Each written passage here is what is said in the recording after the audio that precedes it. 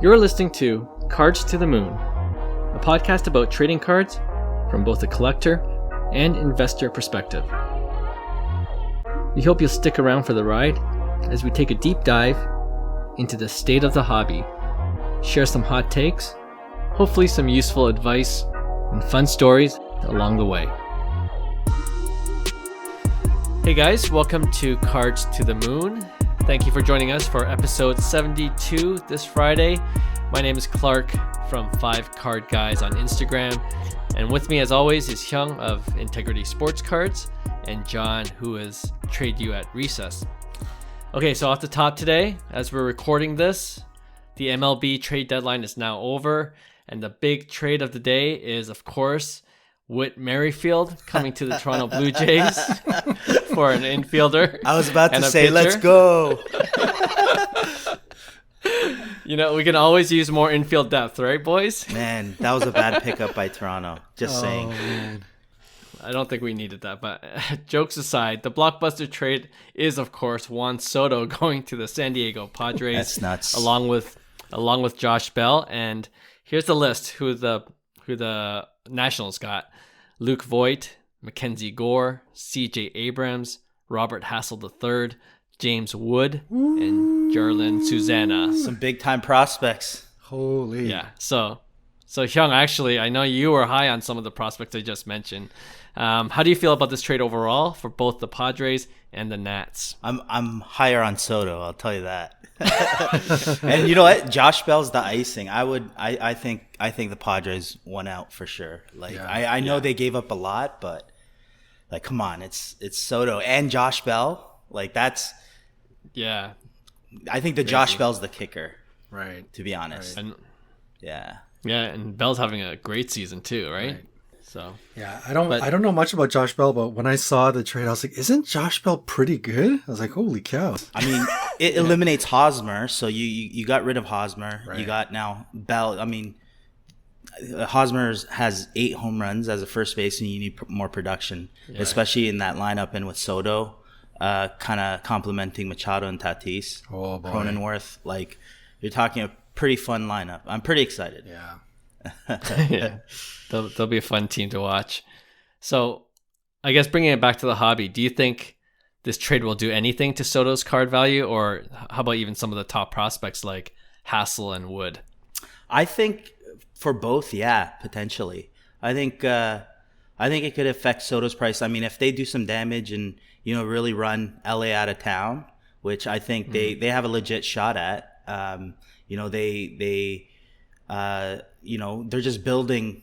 They made some big moves and the proper moves, so it's gonna be interesting to see. So I think if they start, you know, making a statement, start dominating, you're gonna see a rise in Soto's prices. Even you kind of already seen it. I checked prices just like within the last hour, and it's just like, I'm like, whoa, these weren't moving before. So. Yeah. So it's going to be interesting to say the least. But I think both sides, there's a backlog. Like C.J. Abrams, for instance, I think he's going to get a fair shake now. He's always, been kind of shadowed by Tatis, and same with Hassel. I was high on Hassel. I think he still has, a lot of room to grow, and he was the number one prospect of the Padres organization. So they gave away a lot of prospects. Don't get me wrong. Any of these players end up becoming, what they're capable of. You could see what the trade's worth, but I think in the short term, you can't go wrong. But with the Padres, but I think the card prices could be effective in both positive ways for both sides. Yeah. Mm-hmm. Sure.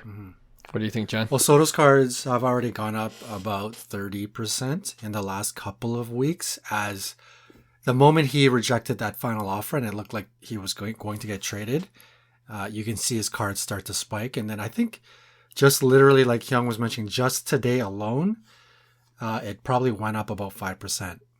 At the same time, by tomorrow morning, maybe it'll go back to that 5% will disappear, because you just look at the number of listings that are popping out.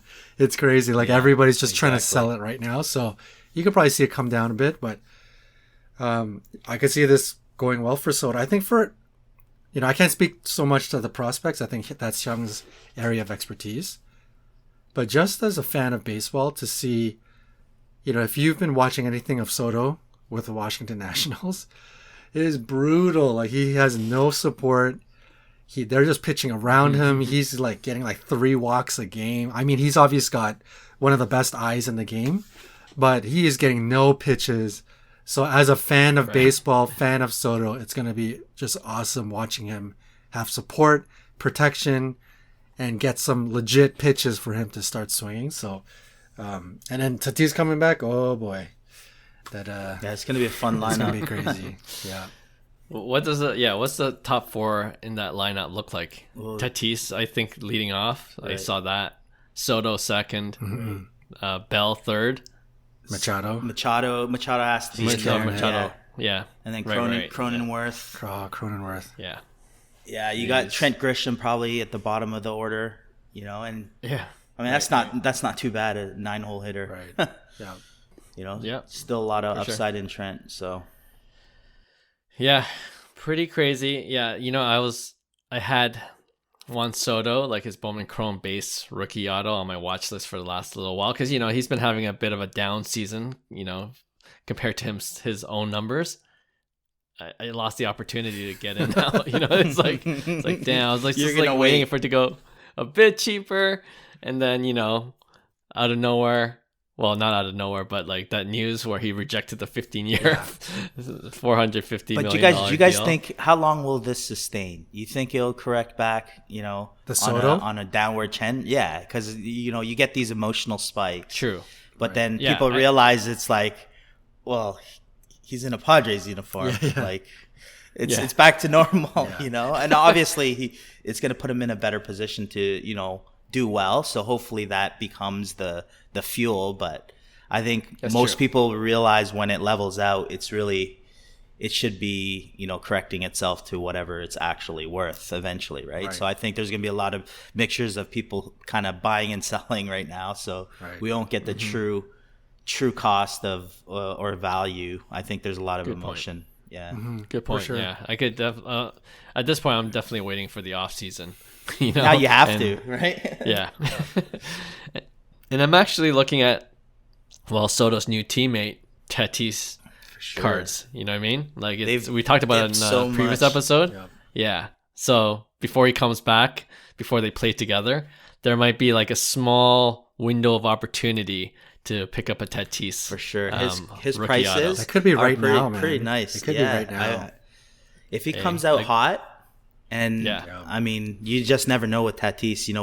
We've all seen it the last couple of years, and he's a guy kind of like Soto, where it goes crazy. Right. His prices, right? When it goes right? So, I mean, he's still young. Obviously, a lot of people are fearful in the injury. I think it should affect Tatis cards in a positive way too, to be honest, because now you're getting all three guys: Machado, Tatis, Soto.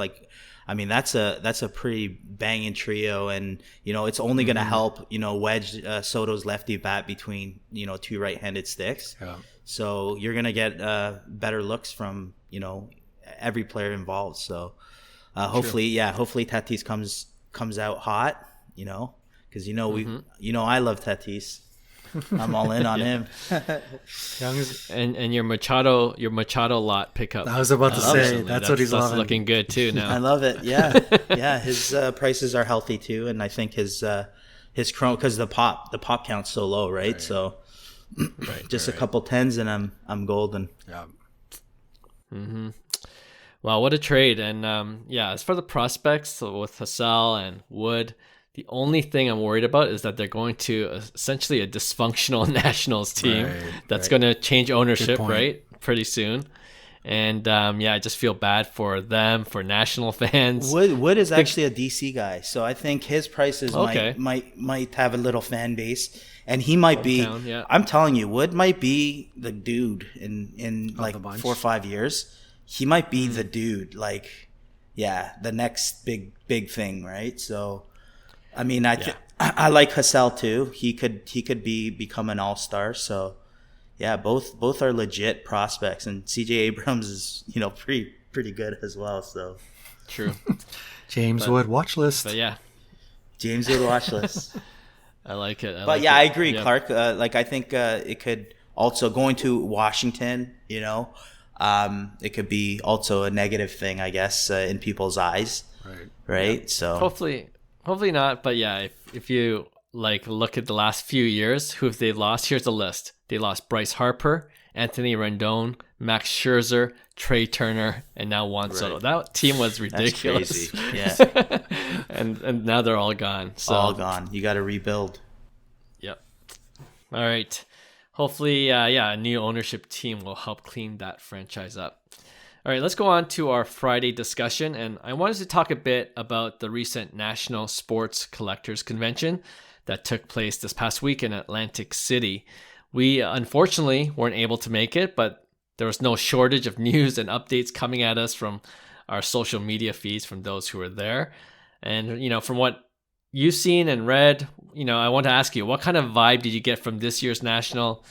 I'm asking because, we're still in this bear market. So I was curious for me personally to see how many would have attended this one. And it looks like it was pretty robust. It looks like it was a good show out.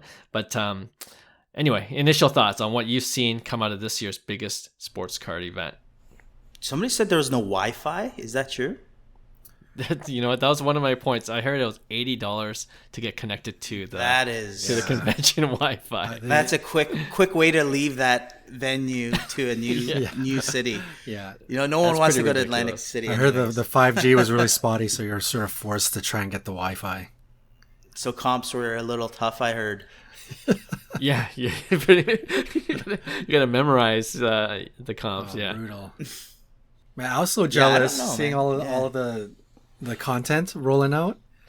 It looked like so much fun. It seemed like a good time. The buzz seemed crazier than last year. I heard the attendance maybe wasn't as insane, but the buzz, or the amount of fun people were having there, definitely looked like it was on display. At least from what we saw from the YouTubers and whatnot. So it's good vibes for sure. I did see a couple posts saying I'm coming back from the Nationals at a terrible loss. That's true.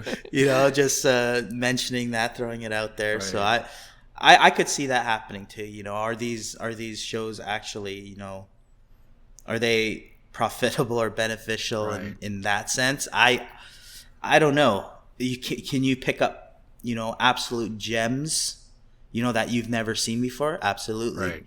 So I think for a lot of people it's all depend. I don't think people go.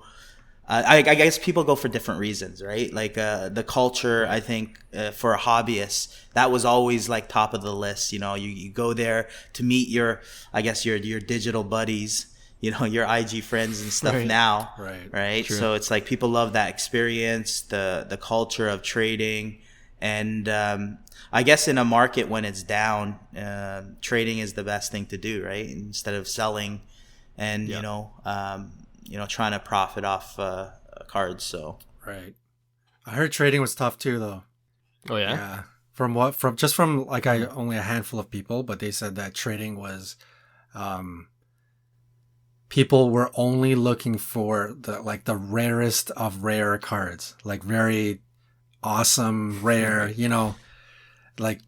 your standard red wave, kind of low pop or base, Luca, stuff like that was an absolute no-go for people. It was literally, people were just looking for rare stuff. That's what I heard. Interesting. Yeah, I could see this year's event being fun more for the collector types. We talked about this before, right? In the bear market, you get rid of a lot of the investor types, the quick flippers. Yeah. And I think that was a lot of that last year, and especially the year before that, when everyone was making money left, right, and center. And the ones that looked like they had a good time were more legitimate collector types, they go for their PC, and at a big convention like that, you'll probably find something that you want for your own PC. So obviously you're going to have more fun. But if you're there to try to make money, like Hyung, you were saying, you saw a few attendees just losing a lot. It's not the best market to try to, flip, right? So So yeah, I think in the long run, I think this is good for the hobby. Like you're trying to get rid of those quick flippers and get people that are more serious about, both investing and collecting. Collect what you love. We always say that too, right? So I think the timing of the whole, even the whole mantle, the 52 tops mantle that we talked about the last episode, I think the timing of that really helped the hobby too. It was a really, I think, positive in general. And I guess with that PSA 10 being displayed, we all got to see the D-backs collection one, owned by the D-backs owner.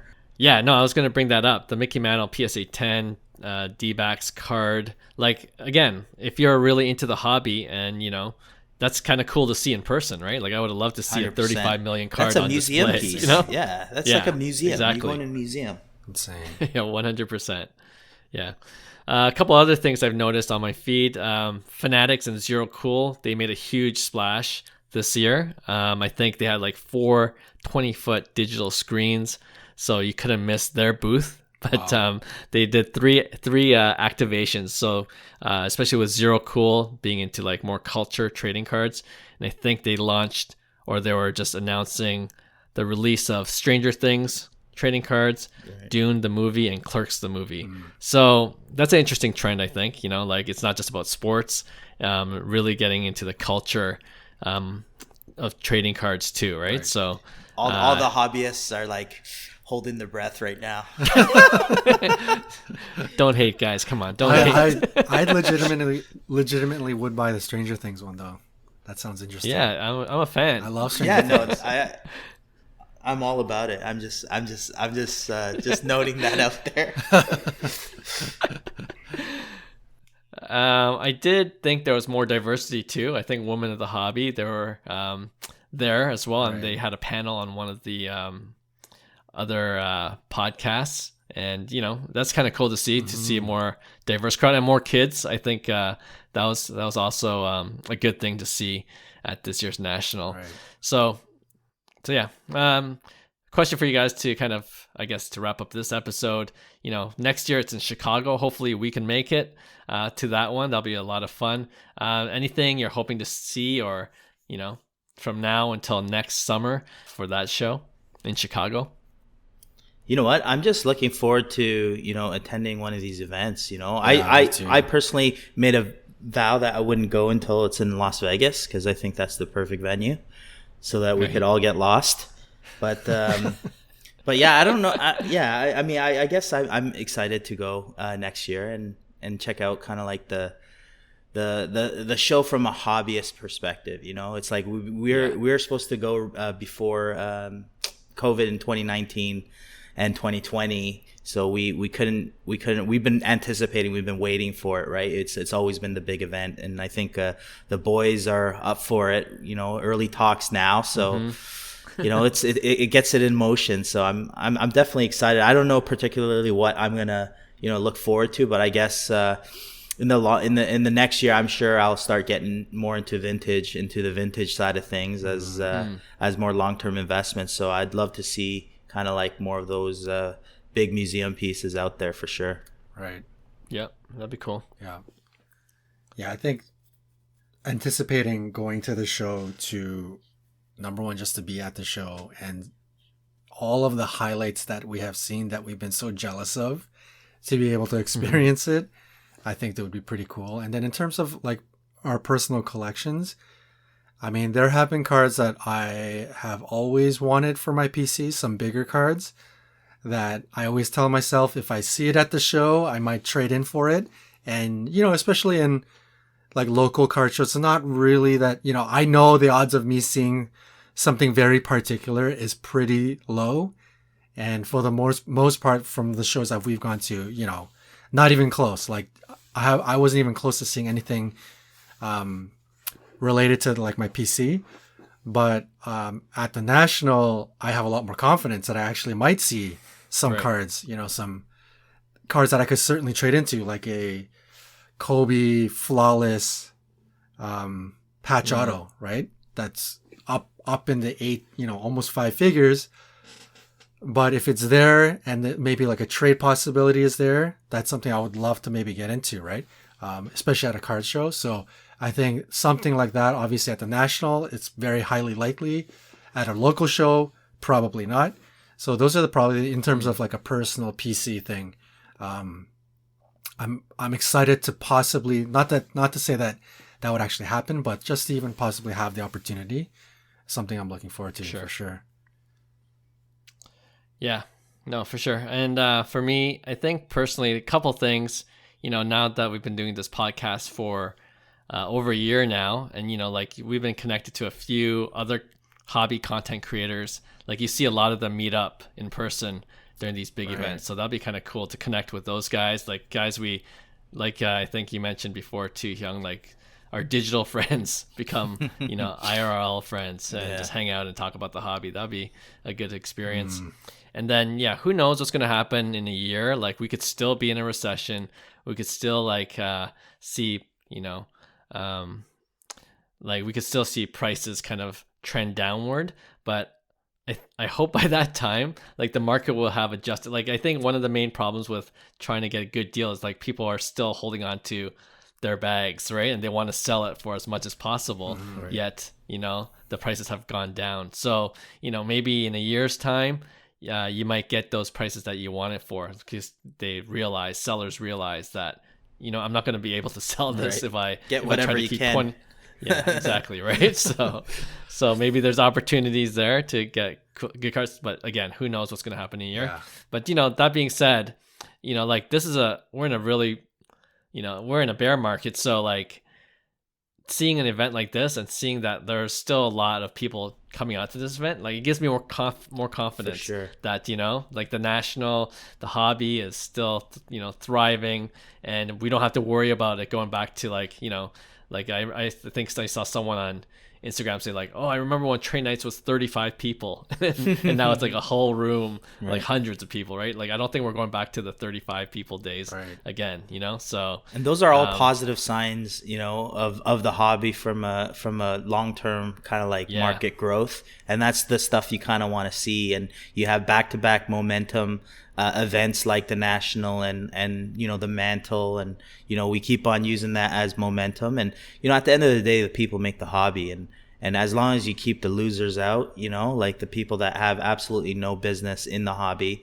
and people, and for the most part, I see it all the time on Facebook, on Instagram, most people are great, and don't let that one person ruin that experience, right? And I think we stand up enough for each other for what's right, and I believe that's something that we all have to keep respect to, and be a member of the hobby in a positive way, right? So yep. Yeah, something to agree with you more. Related to that, something that I've always been proud of in terms of the hobby is when you go to these shows, especially like the expo that we've gone to, the two Canadian ones that we've gone to, and then you look at the national. Luckily this time, most of these times around, we haven't seen any big news of some massive crime or something that horribly happened there. Right, and it just shows, like, obviously there are one-off, like just absolute D-bags that don't belong there, but it just shows how much the hobby respects one another, right? You have like Mickey Mantle PSA 10 within arm's reach, maybe not major security walking around. Like you would never see that in a museum or art collection show. And then you go to like trade night with like a normal security guy at the door, guys walking around with like $100,000 cases, no crime happening, like all for the love of the hobby. Like that's stuff that you're, as a hobbyist, you're just proud. You're just like, these are good people. Sure. Even though there's like tons of money involved, like this is, knock on wood, it's like probably like a criminal's paradise, but it's all great people getting along for the sake of the hobby, trading, purchasing, whatever they're doing. So it's amazing to see, that much money and stuff in the room. With any other industry, you'd probably see some insane amount of security. But for the hobby, I think everybody is understanding and respectful. Hopefully, I hope nothing horrible happens in the future, but it's good to see. It's always good to see, these big events go by with nothing horrible happening. Yeah, for sure. I'll just say one thing. I'm pretty sure there was probably off to the side big security for the Mickey Mantle $35. Well, that's true. Yeah. But generally speaking, yeah, I totally agree with your point. Right. For me in closing, like the one thing I also want to bring up quickly is the presence of corporations. Like I know some people are like whatnots. Like there's a lot of companies now coming into the space. Whether they're selling accessories to the hobby or, I personally don't have a problem with that. You know what I mean? Like, I think more money into the hobby is always a good thing. And of course, they're not going to do everything perfectly, but I feel like corporations at the end of the day also want to make money, also want to see the hobby thrive. It's in their best interest, and they're learning as they go too. So, I don't mind it personally. I don't, if you guys had any thoughts about that yourself. I mean, for me, this is life. This is all markets. This is a very normal thing to happen when there's a lot of money involved, right? So, I mean, for me, there's a lot of always people that are going to try to make the greatest new invention in the market. So it's like, you know what? Let them do, what they need to do. It shouldn't affect your happiness or your, you know what I mean? It's like, just worry about kind of like what you need to do and what you need to accomplish. And if you don't like the way things are going on, you know what? Create something of your own that you don't have to worry about that, right? Or it counters that or whatever it may be, right? So yeah, like for me, I'm all about creating. This, Clark, like I'm big on just, let's see where this goes, whatever it may be, right? So I think in order for us to, move forward and continually improve the hobby, we need some perspective, and we need a little bit of polarity, right? To kind of know what we like and what we appreciate and what we don't like. So I think it's all good, in the end. And yeah, I'm optimistic. I'm in general. So nice. All right, with that, we'll just wrap up this episode.